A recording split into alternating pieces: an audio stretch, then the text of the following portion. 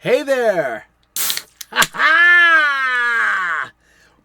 It's time once again for the golden age of DC Comics.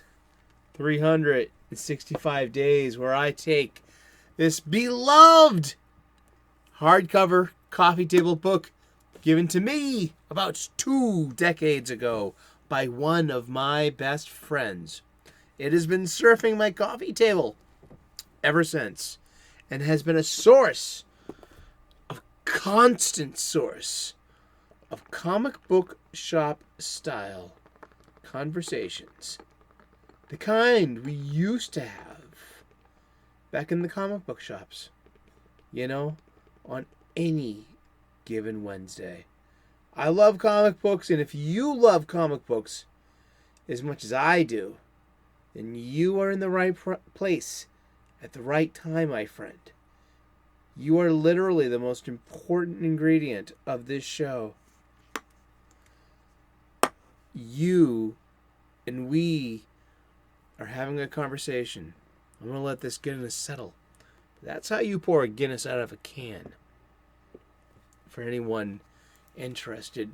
The golden age of DC Comics runs between 1938 and 1955. The Silver Age from 1956 until 1970. The Bronze Age, I'm a Bronze Age baby, runs between 1970 and 1985. And the Copper Age begins in 1985. I get these definitions from the glossary of the most current edition of the Overstreet Comic Book Price Guide. It's an invaluable source of great information for any fan. There are links in the description to the Amazon page where you can get copies of either one of these books. Also, How to Draw Comics the Marvel Way, and I'd be showing off usually Understanding Comics by Scott McCloud, the Invisible Art, but it's on my bed somewhere. I am literally rereading it because a friend of mine took me up on my offer.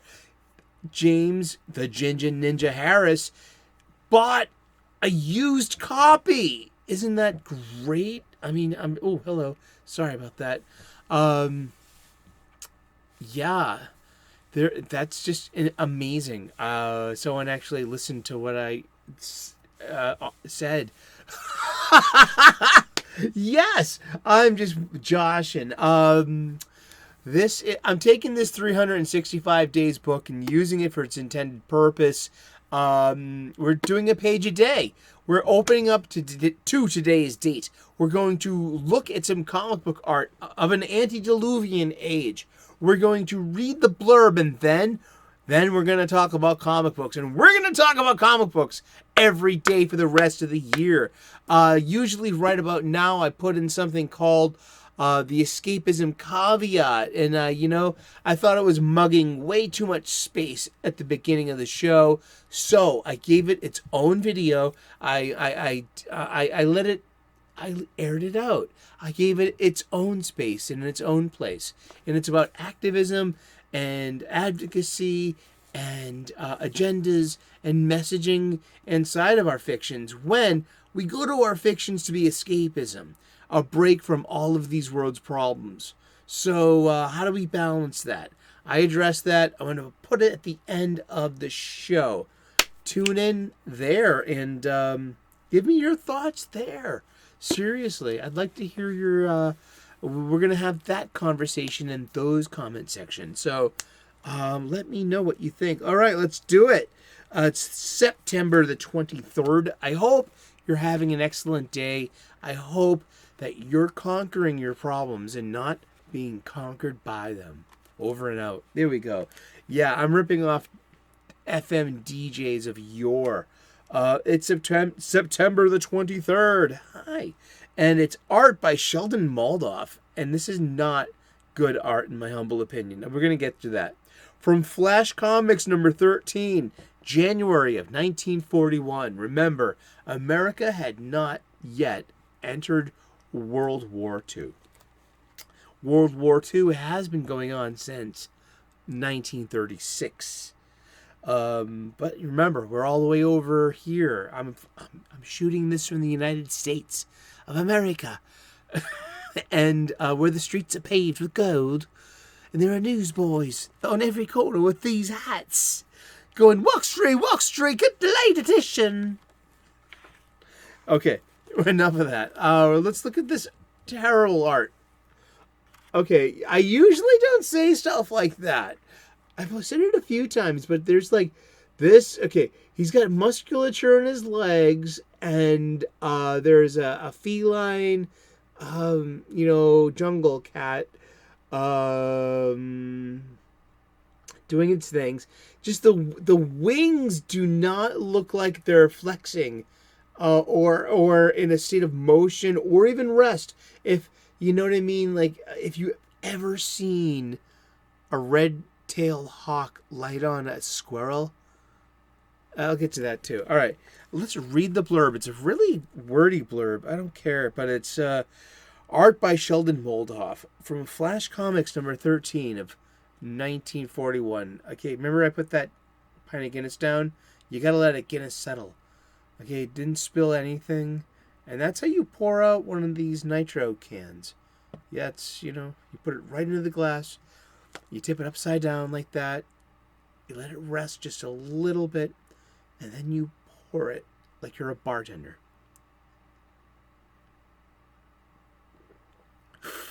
Sláinte. Let me wet my whistle. This is the first beer I've ever had on the show. Just letting you know. Winged figure of mystery, the Hawkman comes and goes on widespread pinions, and bringing aid and help to those struggling against the strong and cruel. He fights the evils of the present with the weapons of the past. He's got a dagger. He usually has a huge spiked mace made of ninth metal, which is I believe a Thanagarian origin, dating back to ancient Egypt. Okay, let's read the blurb. Shut up and start talking. Hawkman, who got his start in 1940, was a scientist who dabbled in archaeology. He discovered in a dream that he had been an abandoned prince in Egypt, and shortly thereafter encountered Shiera, the reincarnation of his lost lover. Dressing as a hawk in defiance of his enemy, the Egyptian bird god Anubis, Hawkman used a mysterious metal so that he, and eventually Shiera, could defy gravity and take flight. Comics were often influenced by cinema, and this hero's origin by Gardner Fox may owe something to the films The Mummy, 1932, and The Mummy's Hand, 1940. In this later story, Hawkman is fighting a tiger because beasts have become killers under the evil influence of Satana, the Tiger Girl. The plot suggests the movie Murders in the Zoo, 1933, in which suave villain Lionel Atwett sicks his menagerie on his wife's lovers, then petulantly tosses her into an alligator pit. Wah, wah, wah. Oh, thank goodness. So I'm wrap up the show. Yeah, that's Hawkman. And Hawkman has been a few different incarnations of Hawkman over the years. This is just our golden age Hawkman. Carter Hall, the archaeologist who found it, like his own remains and remembered his reincarnation when he found his winged harness and his mace, because he's an archaeologist. He's into ancient weapons. I love that stuff. Armor and halberds and shields and helmets and But then in the Silver Age, he became Qatar, not Carter Hall, but Qatar Hall, Hol, not Hall. And we've also been talking about Sandman as well. And a major part of Sandman is this person's grandson. Carter Hall's grandson, Daniel Hall. He's the Sandman. After Morpheus dies, and so Morpheus knew something was going on. And so he had, an heir. Someone to pass his legacy on to. So when you ask who is the Sandman, it's not Morpheus, it's Daniel Hall, grandson of Carter Hall. Here, right here, this very Hawkman. There was Fel Andar. I forgot all about him. And that was a Thanagarian spy who had been living on Earth and fell in love with an Earthwoman, Sharon Parker. And they had a son, Charlie Parker, who will later become another. There was Zoriel. Zoriel was with Grant Morrison when he revived the JLA comic book in 1997. I got back onto this in about 2002, so that was only 5 years afterwards. He had just finished up and handed it off to Mark Millar, and but he had a new Hawkman who was Zoriel, who was actually an angel of heaven. And this is not a Raising Arizona quote, and I'm good at Raising Arizona quotes. He's just an angel. An angel sent from heaven. And that was Francis Dorman. But, no, we're talking about Zoriel. Zoriel, the Hawkman of the late 90s revival of the JLA. And this is why I extend the Copper Age to the end of 2000, because this is the stuff that ends the Copper Age. This rediscovering of superheroes.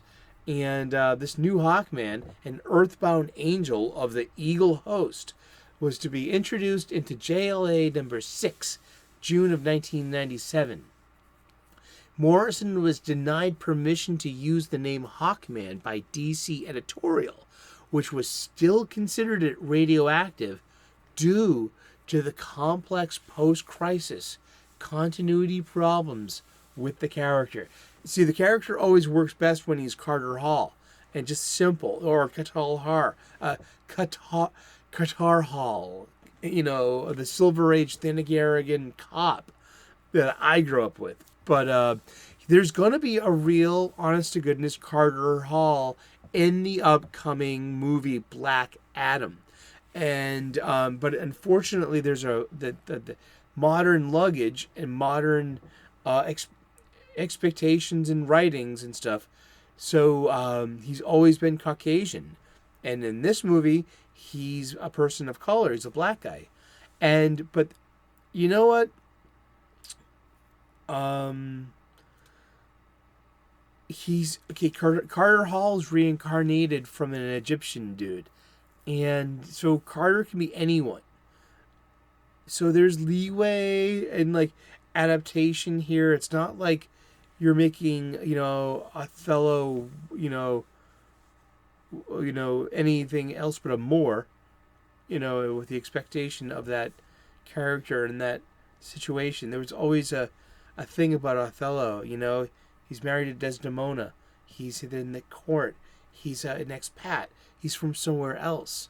He's very unique, in his environment. And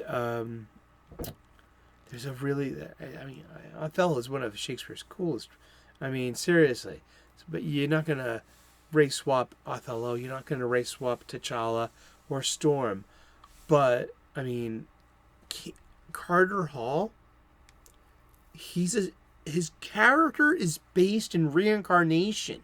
And I believe in reincarnation. So I know I've literally been every race and every person, every gender, any which way a human can go. As someone who believes in reincarnation, I believe in Hawkman, and I believe in reincarnation. And I've been everyone. everywhere. I was on a first date with this really awesome chick, and we went to this an Asian restaurant, and I had never eaten with chopsticks before, but I believe in reincarnation. So we're at supper and we're about to eat, and there's no silverware. They just gave me chopsticks, and I've never successfully used chopsticks before in my life. So what I did was I just didn't think.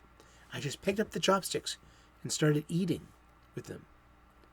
Because I believed somewhere deep down inside of me, I must have been Asian. I must have been Chinese or Japanese or Korean or any of these cultures that, that we call Asian, and we use chopsticks. And I just did it. I didn't think. I just did it. And I did it. And I told her that story afterwards, and we ended up going out for 5.5 years. And that was our first date. I think that's a good story.